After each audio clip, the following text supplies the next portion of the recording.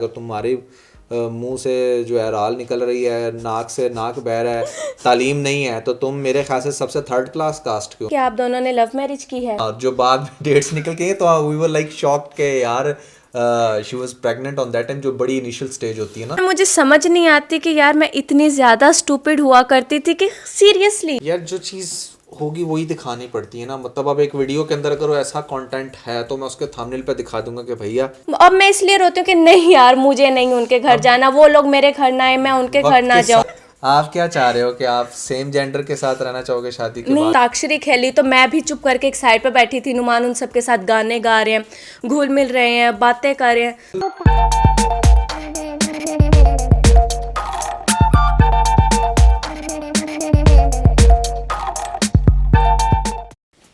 अब आप भी जाएं, कैमरा सेट हो गया है।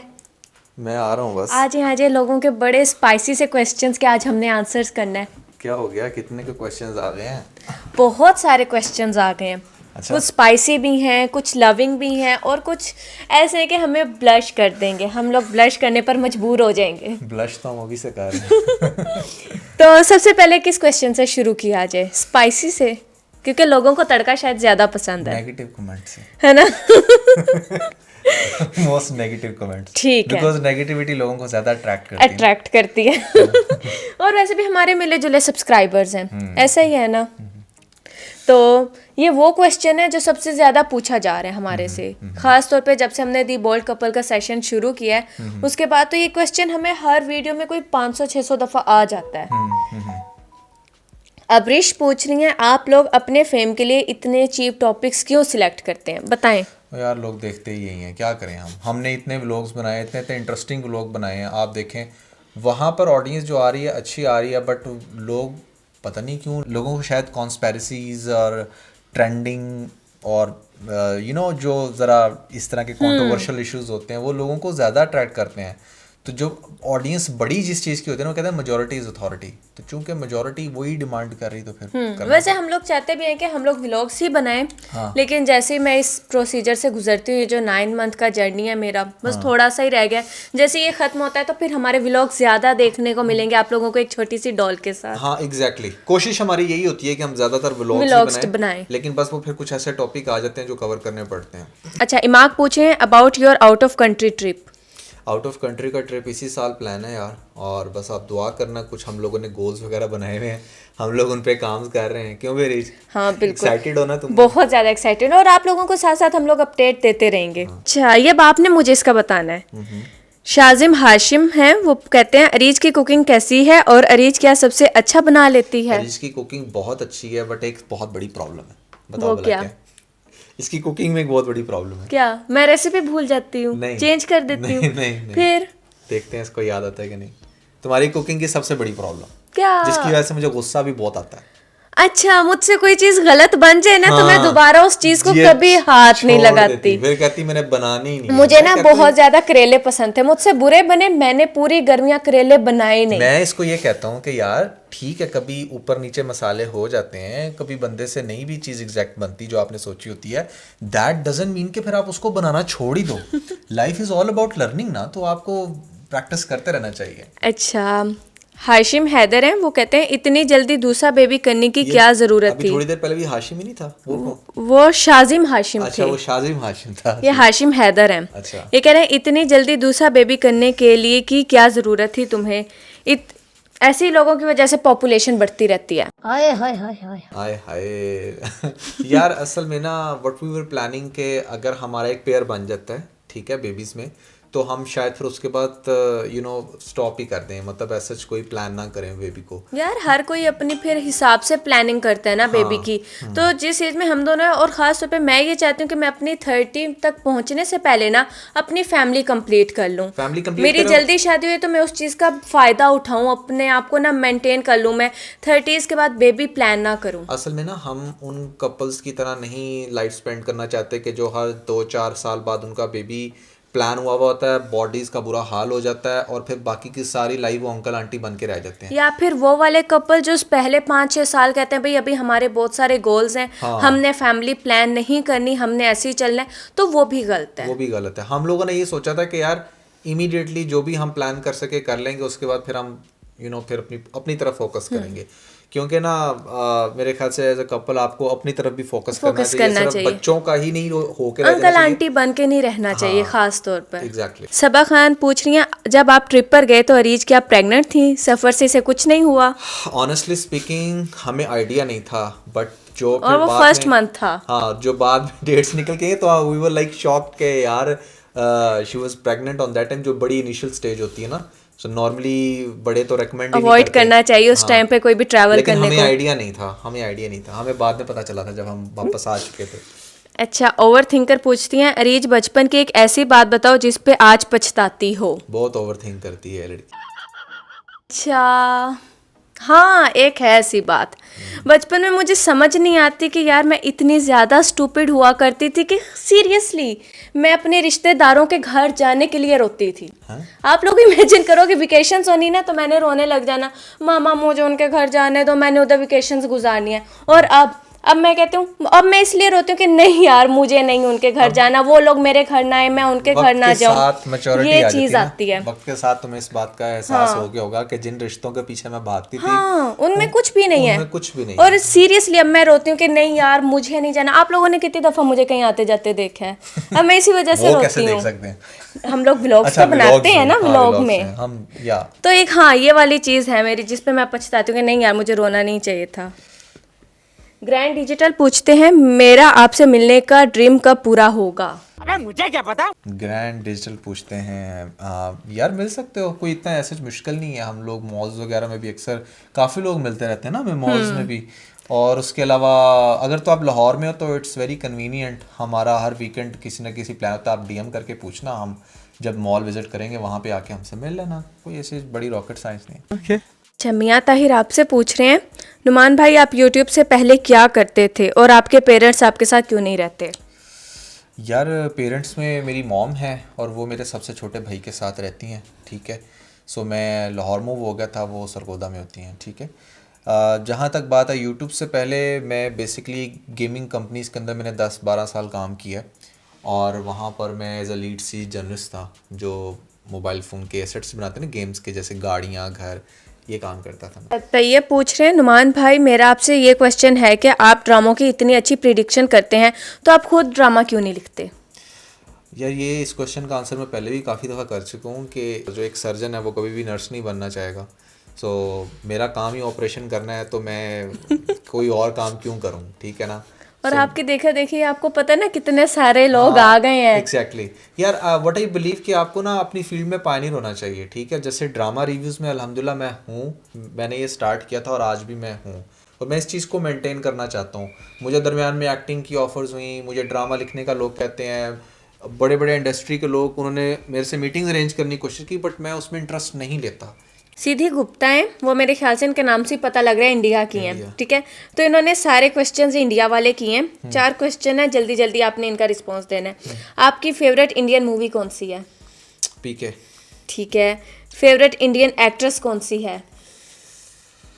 Favourite Indian actress I guess के सारी अच्छी हैं काफ़ी, मतलब आजकल वो जो गंगूबाई वाली, क्या नाम है उसका, एक्टिंग वाइज अगर मैं कहूँ, वो क्या आलिया भट्ट। आलिया भट्ट, हाँ, उसकी एक्टिंग बहुत अच्छी है। आपका फेवरेट इंडियन एक्टर कौन है? यार मेरा जो फेवरेट एक्टर था वही पीके का, जो क्या नाम है इसका, आमिर खान। वो तो अब इतना आता और नहीं मुझे वरुण धवन अच्छा लगता है। आजकल के जो नेटफ्लिक्स के हैं इंडियन, वो इतने, वो भी बड़े टैलेंटेड है, बट उनके नाम नहीं नहीं पता क्योंकि वो सब न्यू है। सब न्यू है। आप कभी इंडिया हॉलीडे पर आते हैं तो कौन सी जगह विजिट करेंगे? यार ये तो क्वेश्चन आप पहले अपनी गवर्नमेंट से करें, जिन्होंने इस साल भी इतने वीज़े पाकिस्तानियों के रिजेक्ट किए हैं। वो फिर भी कोई ऐसी जगह जो आपको देखने को दिल करता हो? ऑब्वियसली पाकिस्तान से सबसे पहले जो भी इंडिया जाना चाहता है ना, वो ताजमहल देखना चाहता है, उसकी आगरा। हाँ, आगरा जाए, वहां पर जाके ताज। फिर दूसरे नंबर पे गोवा, बिल्कुल ठीक है। ये 2 जगह ऐसी हैं जो मतलब सबका दिल करता है कि हम जाकर देखें। यार इतना मूवीज में इनको देखा है, we are very excited to go, but scene नहीं बनता। टीना पूछिए, how do you handle hate comments? यार हेट जो कंस्ट्रक्टिव होते हैं उसको तो हम देखते हैं, पढ़ते हैं, समझते हैं और कोशिश करते हैं वो ना रिपीट हो। और बाकियों को ये सोचकर हम लोग छोड़ देते हैं कि यार हर एक की एक अपनी सोच है, वो लोग आके हमें अपनी सोच बता रहे हैं, जैसे हम लोग आप तक अपनी सोच वाजिया करते हैं। कराची में रहते हो या लाहौर में? लाहौर में। आबिद शेख, प्लीज वीडियो बनाना स्टॉप कर दो। हयात सईदा की दुनिया कहती है मैं स्पेन से हूँ, किस किस किस्म के कमेंट्स आप दोनों को सैडनेस, गुस्सा, इरिटेशन, हर्टिंग, करेज, खुशी, लाफ्टर देते हैं? हर तरह का कमेंट्स जो जिस तरह का होता है वो उसके साथ आगे मैच हो जाता है, जो भी आपने इमोशन लिखे हैं। अयान आंसर कहते हैं आप दोबारा प्रैंक कब करेंगे? तो यार प्रैंक ना बताकर करने का मज़ा नहीं आता, जो एक अचानक से आप किसी पर प्रैंक करते हो ना, वो आपको एक्सप्रेशंस देखने का भी मज़ा आता है और करने वाले को भी मज़ा आ रहा होता है। Exactly. तो अभी बता देंगे तो हम दोनों में से एक दूसरे को पता लग जाएगा हमने कब करना है। वैसे भी यार प्रैंक्स ने किए ना, अभी मैंने बताया जो एक्टिव व्लॉगिंग है ना वो हम 2 से 3 माह बाद करेंगे। ये नाम मुझे समझ नहीं आ रहा, आप लोग खुद समझ जाना इसे। वो पहले सलाम करते हैं, आतंकवाद करके कोई इनका नाम है। आतंकवादी तो मुझे पूछना है कि आप दोनों की एज क्या है? मेरी एज 32 है और अरीज 24 है। 23 हूँ मैं। चल झूठी। जैन पूछे वाई आर पीके लग्जीज सो एक्सपेंसिव? यार पीके लग्जीज अपने नाम से चूंकि एक लग्जरी ब्रांड है, हमने लग्जरी ब्रांड बनाया और हम उसके अंदर सुपर एक्सपेंसिव चीज़ें दुनिया से इंपोर्ट कर रहे हैं, वो हमें बहुत महंगी पड़ती है, हम सस्ते में कैसे बेच सकते हैं? बात तो सही है। और प्रॉफिट मार्जिन्स को बहुत ज़्यादा नहीं रखे हुए हमने उसमें, वो चीज़ें ही बहुत एक्सपेंसिव हैं क्योंकि हाई एंड क्वालिटी प्रोडक्ट्स हैं। सो और target audience to be very honest हर कोई है भी नहीं उसकी, वो सिर्फ जो सुपर रिच लोग हैं, एलीट क्लास जो उसको अफोर्ड कर सकते हैं, उन्हीं को हम टारगेट करते हैं, जो हम कंपेनिंग करते हैं ख़ास तौर पे। सो अगर आप अफोर्ड नहीं कर पा रहे तो कोई बात नहीं है, दराज इज़ जिंदाबाद। फातिमा पूछेंगे आप आज से 20 साल बाद खुद को कहाँ देखते हैं? जिस प्रोजेक्शन में हम चल रहे हैं, तुम्हें क्या लगता है 20 साल बाद कहाँ होंगे? वो आप लोग साथ साथ देखते रहेंगे, यार- हमारी स्ट्रगल भी आप लोग देखेंगे और जहाँ पर हम लोग अपने आप को देखते हैं वो जगह भी आप देखेंगे। इंशाल्लाह। क्योंकि मेरा नहीं ख्याल कि अभी सब कुछ रिवील कर देना चाहिए। इंशाल्लाह हम लोग आप लोगों के साथ अपने सारी अपडेट्स देते रहते हैं, तो वो भी आप लोगों को मिलती कल का रहेंगी। नहीं पता यार, कल क्या होगा, परसों का नहीं पता क्या हो जाएगा। बस ये है कि आप मेहनत करते रहें। देखें, जिन लोगों ने मुझे ख़ास तौर पे मिस्टर नुमालिम चैनल पे देखा है, उनको मेरे जर्नी का बहुत अच्छे से आइडिया होगा। उन्होंने मेरा वो रूम भी देखा हुआ है जहाँ पर मतलब कोई काम का बैकग्राउंड नहीं था, बट मैं कंटिन्यूसली मेहनत करता रहता था, स्ट्रगल करता रहता था, और वो आज भी देख रहे हैं। वो 20 साल बाद भी देख लेंगे कहाँ पे हम पहुँचते हैं। अब लोगों ने पूछे हुए ना क्वेश्चन के वहाज अली का कौन सा ड्रामा आ रहा है, या फिर उस एक्ट्रेस की सिस्टर कहाँ है, वो एक्ट्रेस कहाँ आजकल नज़र नहीं आ रही। तो वो मेरे ख्याल से आप अपनी लिस्ट में डिस्कस करते रहते हैं ना, तो वो जितनी भी क्वेश्चन इस तरह के आपके हैं ना, वो आप मिस्टर नुमान अलीम पर जाकर हमारी लिस्ट देख लेना। तो drama review is good but your vlog is very cringe. Vlogs नहीं देख रहे ना आप, असल में आप देख रहे हैं जो कंट्रोवर्शियल टॉपिक्स हो रहे हैं। व्लॉग्स देखें। व्लॉगिंग चैनल के अंदर 2 डिवीजन्स हैं, एक हम कंट्रोवर्सीज को डिस्कस करते हैं ऐसे ही बैठ के इन अ पॉडकास्ट स्टाइल, और सेकंड हम व्लॉगिंग करते हैं। सो आप दोनों को देखें, फिर आप ऑब्जर्व करें। नरगिस कहती हैं why your drama reviews thumbnails look so vulgar. कुछ होते हैं, सारे तो नहीं होते यार, कुछ हम उसमें बनाते हैं। और मेरे ख्याल से उसमें वल्गर की कोई इस वो तरह की चीज intention- नहीं है, वही intention लोग नहीं- आप लोग उनके इंस्टा पर भी देख रहे हो सब चीजें। यार जो चीज़ होगी वही दिखानी पड़ती है ना। मतलब अब एक वीडियो के अंदर अगर ऐसा कंटेंट है तो मैं उसके थंबनेल पे दिखा दूंगा कि भैया this is what I am going to talk about. अगर आप इंटरेस्टेड हो तो देखो, नहीं इंटरेस्टेड तो ना देखो। और उनकी अगर कोई हिजाब में वीडियो नहीं है, पिक्चर नहीं है, तो हम कहाँ से ढूंढ कर ले आए। दी स्कॉट कहते हैं आप फैमिली व्लॉगिंग कब छोड़ रहे हो? पता नहीं यार, जब मजा आना बंद हो जाएगा छोड़ देंगे। अंबर खान कहती हैं मुझे आपसे ये पूछना है कि आप इतने रूड क्यों हैं? मैं रूड हूँ तो मैं लगता हूँ रूड। ठीक है, होना भी चाहिए बॉयज को, ये क्या सॉफ्ट चीकू मीकू से बॉयज अच्छे नहीं लगते। नहीं यार, मैं रूड तो नहीं हूँ बिल्कुल भी। किसने कहा मैं रूड हूँ? शायद लोगों को वो बातों से लगता हो ना जैसे आप एक्ट्रेस को खरी खरी सुना देते हैं। अच्छा, मैंने इन एक्टर्स को ना बहुत ज़्यादा पंप भी किया हुआ है। आप मिस्टर नुमालिम चैनल देखें, खोलें, वहाँ पे लिखे हैं top 10 beautiful Pakistani drama actress, top 5 beautiful Pakistani actress, talented Pakistani drama actress, तो आपको मैं ही नज़र आऊँगा। तो वहाँ पर तो आगे कभी नहीं आपने कहा कि आप इतना ज़्यादा इनको बिला वजह पंप क्यों कर रहे हो। दोनों साइड्स देखा करें ना, आप सिर्फ एक साइड देखते हो, उसी पे जज करते हो, दोनों देखो। जुनैद सलीम दूसरी शादी कब करनी है? नहीं यार, दूसरी शादी मैंने क्यों करनी है? मेरी बेगम बहुत अच्छी है, मेरा बड़ा ख्याल रखती है, I am very happy with her. अभी स्क्रिप्ट आपने पूरा नहीं बोला, सही से बोले। ये आप कंजूसी कर गए हैं बोलने में। अब्दुल्ला कहते हैं this question is for Areej, आपकी कास्ट क्या है? तो मेरी कास्ट हाशमी कुरैशी है। आप अपनी भी बता दो। अच्छा, मुझे तो लगा था तुम बाटो। अरीज। अरीज भट्ट। फिर मैं ना लोगों की तो अपने नाम के साथ लगाती अरीज बट। कितनी लगती मैं, कितनी अजीब लगती मैं। और हम राणा राजपूत हैं। आप क्यों नहीं अपने नाम के साथ लगाते? मैंने तो अक्सर लोगों को देखा वो लगा रहे होते हैं, यार मुझे ना वो थोड़ा पेंडू वाली टच जैसे आती है। अहमद राना, वो फजल राना। मैं वैसे ही नाम ले रही हूँ। असल में ना लोग आप अपनी भी लगाते कास्ट, कर नुमान राना, राना नुमान। आप मेरी बात सुन, लोग ना अपनी कास्ट को बहुत ज़्यादा प्रोमिनेट करते तो टल के भाई हम सुपीरियर हैं। मेरा मानना ये है कि कोई भी कास्ट किसी दूसरे से सुपीरियर नहीं है, सब एक जैसे हैं। As long as you are educated आप एक जैसे हो, ठीक है। कास्ट का क्या है मतलब? अब मुझे बड़ा अजीब लगता है ना कि उस स्पेसिफिक कास्ट के लोग अपने आप को समझते हैं अच्छा हम तो इस कास्ट से हैं। वो भाई इस कास्ट से तो क्या है, अगर तुम्हारी मुंह से जो है राल निकल रही है, नाक से नाक बह रहा है, तालीम नहीं है, तो तुम मेरे ख्याल से सबसे थर्ड क्लास कास्ट के हो मेरे हिसाब से। कास्ट से क्या फ़र्क पड़ता है? कास्ट से कोई फ़र्क नहीं पड़ता, आपकी एक्चुअली में नेचर कैसी है। हाँ होता होगा ऐसे 15-20 साल पहले लोग कास्ट के अकॉर्डिंग ड्रिवन जैसे होते होंगे। अराई होते हैं वो खुद को चौधरी बना लेते हैं। हाँ जी। चौधरी साहब आ रहे हैं जी। यार देखो बात बड़ी सिंपल सी है, आपके पास तालीम होनी चाहिए, गेटस होने चाहिए आपके अंदर, और पैसा आप कमा रहे हो तो कास्ट भूल जाओ, दुनिया आपके पीछे पीछे होगी। बात तो सही है। अब्दुल्ला नवीद आपसे पूछें कि भाई आपकी यूट्यूब जर्नी कैसी रही? बहुत अच्छी है, सो फार सो गुड। रिहा जाफरी आपकी इनकम क्या है? मेरी इनकम क्या है? यार इनकम बड़ी वेरी करती रहती है ना। सम टाइम हम इतनी इनकम होती है कि आईफोन का जो लेटेस्ट मॉडल है शायद वो बाय कर सकें, सम टाइम हर महीने गाड़ी बाय कर सकें, so it varies a lot. अच्छा, मिर्ज़ा हमारे से पूछते हैं भाई आप और अरीज से सेम क्वेश्चन है कि आप लव मैरिज में बिलीव करते हो या अरेंज मैरिज में? क्योंकि आजकल लव मैरिज नहीं चलती ज़्यादा, तो उस पर आपका क्या ओपिनियन है? आप ये देखा करें कि जिस पार्टनर को आप चूज़ कर रहे हो उसके साथ आपके कंपैटिबिलिटी का लेवल क्या है। ये लव मैरिज अरेंज मैरिज ये सब बकवास है। जब आप शादी कर लेते हो उसके बाद लाइफ एक बड़े सोफिस्टिकेटेड मैनर में चलती है, और वहाँ पर ये देखने में आता है कि अगला बंदा, देखो दो लोगों में से कोई एक के अंदर बर्दाश्त ज़्यादा होनी चाहिए, ठीक है। ये बात मैं हमेशा कहता हूँ, अपने रिव्यूज़ में भी कहता हूँ। तो वो अगर है तो वो परफेक्ट है। और लव तो डेफिनेटली अरेंज मैरिज भी हो तो बाद में अगर आप अच्छे से चल रहे हो लव हो जाता है। तो लव अरेंज कोई ऐसे उसको डिफ्रेंशिएट मत करें। अब हाँ, ओवर थिंकर कहती हैं आप दोनों में से इंट्रोवर्ट कौन है? यार मैं तो इंट्रोवर्ट ही हूँ।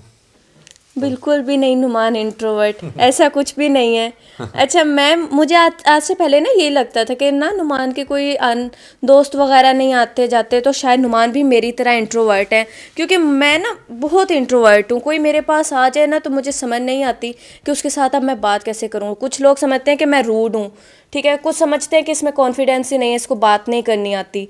तो असल बात यह है कि मैं इंट्रोवर्ट हूँ, मैं बस हेलो हाय सलाम दुआ करके बस ठीक है, इतना ही काफ़ी है। लेकिन मैंने ट्रिप पर नुमान को इतना देखा कि नहीं, हमारे साथ और भी फैमिलीज़ थे, काफ़ी सारे लोग थे, कुछ गर्ल्स थी, तो नुमान बार बार मुझे फोर्स कर रहे थे कि अरीज जाओ उन लोगों से सलाम दुआ करो, 7 डेज़ हमने उनके साथ गुजारने हैं। तो अच्छा है ना कि आप बात करोगे तो वो ये नहीं फील करेंगे कि यार इस लड़की में तो अजीब ही एटीट्यूड है, ये तो हमारे से बात नहीं कर रही। तो मैं नुमान को कहती थी कि नहीं नुमान मुझे नहीं जाना, वो अपना एंजॉय करना है, वो अपना एंजॉय करें, हम अपना एंजॉय करना है, हम खुद से करते हैं ना, हम क्यों सबके पास मैं जाऊं उनसे बात करूं। तो यहाँ पे मुझे फील हुआ कि नुमान एक्सट्रोवर्ट है, एक्सट्रीम किस्म के। क्योंकि हमारे साथ जब वो पठान अंकल भी बैठे थे ना, उनके साथ भी नुमान, आपको पता है मैं फेरी मिडोज गया था, वहाँ ये हुआ, मैं जॉब के कलीग्स के साथ गया था, तो वो सारी बातें अंताक्षरी खेली, तो मैं भी चुप करके एक साइड पर बैठी थी। नुमान उन सबके साथ गाने गा रहे हैं, घुल मिल रहे हैं, बातें कर रहे हैं। तो इस तरह से मुझे लगा कि नुमान एक्सट्रोवर्ट है और मैं इंट्रोवर्ट हूँ। आप बताओगे कुछ इसमें? मेरा आई थिंक जब कोई आप किसी इवेंट पे होते हो या कहीं पर आप सफ़र में निकले हो तो वहाँ पर आपने देखना है कितना टाइम आप स्पेंड कर रहे हो। तो ऐसे मोमेंट में तो ठीक है आप अपने को फ्रेंड्स बना ही लो तो बेहतर है, आप थोड़ा सा आगे बढ़ ही जाओ। मैं उसको नहीं ऐसे कैटर करता कि वो मेरी नेचर का पार्ट है, क्योंकि वो सिर्फ स्पेसिफिक मोमेंट के लिए था। इन जनरल तो मुझे बताओ मेरे घर में कितने यहाँ पर दोस्त आते हैं, बताओ कभी कोई देखा है या कभी मुझे जाते हुए देखा किसी हाँ की नहीं तरफ? आते, लेकिन आपके अगर पुराने व्लॉग्स भी देखे जाए ना मिस्टर नुमान अलीम पर, हाँ। तो उसमें भी आपकी एक अच्छी खासी गैदरिंग देखने वो को मिलती गैदरिंग है। कहाँ पे है? वो भी अगेन ट्रिप्स पे ही है। हाँ, ट्रिप्स पे है, कहीं जाते जाते है, लेकिन वो एज ये नहीं है कि नॉर्मल लाइफ में नहीं है। क्योंकि मुझे लगता है जो इंट्रोवर्ट होते हैं ना वो मेरी तरह होते हैं, उनके कोई इतने आने जाने वाली नहीं, खास तौर पे उन्हें कहीं आने जाने में भी इंटरेस्ट नहीं होता इस तरह के ना लोगों में फ्रेंडशिप रखने में। अच्छा खैर, एम रजा वर्ड पूछें, आर यू ट्रेडर्स? नहीं यार ट्रेडर्स नहीं है हम बिल्कुल भी। ई कॉमर्स ब्रांड है हमारा, हम यूट्यूबर हैं, ट्रेडर नहीं हैं। अरीबा पूछे आर यू गाइस मुस्लिम और नॉट?